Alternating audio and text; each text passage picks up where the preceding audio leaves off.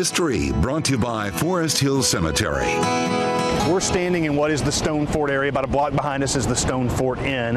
This was at one time about a 50-foot tall limestone outcropping in the middle of downtown. It was used as a quarry for a lot of years, and when the railroad came through here at the turn of the century, the property became profitable and they tore this hill down. But it was called the Stone Fort because during the Civil War, some of the stones were used to put a fort at the toe of the hill to defend the city, and everybody referred to that fort as the Stone Fort, and the name kind of caught on. And so even though there's no trace of the hill today, everyone still thinks of this area as the Stone Fort area. And well, you know, the Stone Fort area isn't one of the areas that people probably as tourists think of as, oh, I've got to go see that area. But you know, this is where we really have a lot of great, grand, larger historic buildings like the Custom House, the municipal building where City Hall is, Patton Towers behind me, which is where WDOD, our first radio station, the Dynamo of Dixie, was on the rooftop of that building. We have Warehouse Row, that's a great turn-of-the-century historic structure.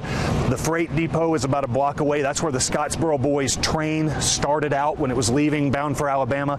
There's just a lot of great history, a lot of railroad history, a lot of turn-of-the-century history in this area, and it's really a pretty area to come survey architecture as well.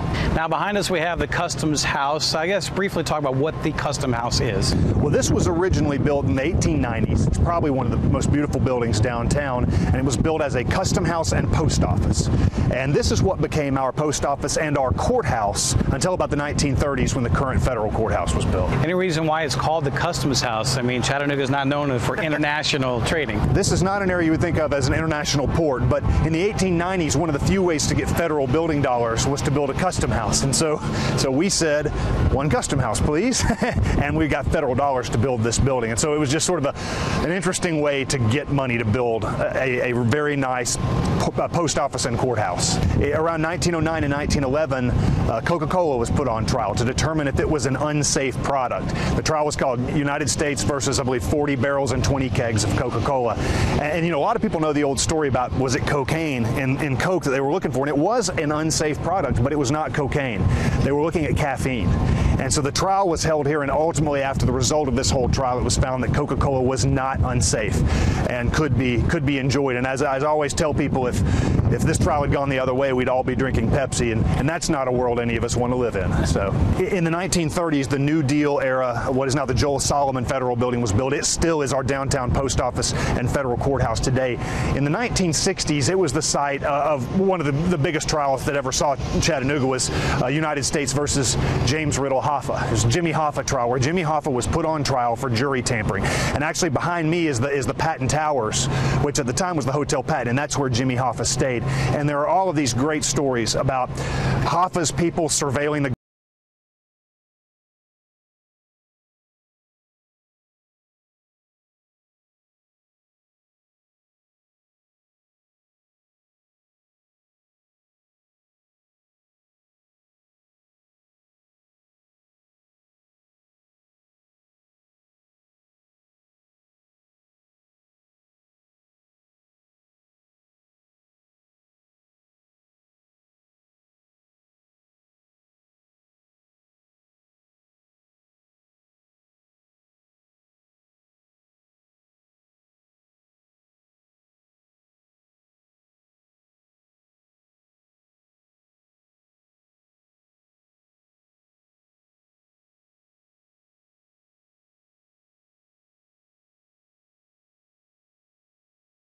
to become interested in, as someone who lives here or visits here, just to get your head around all the wonderful, deep history that happened where we're standing.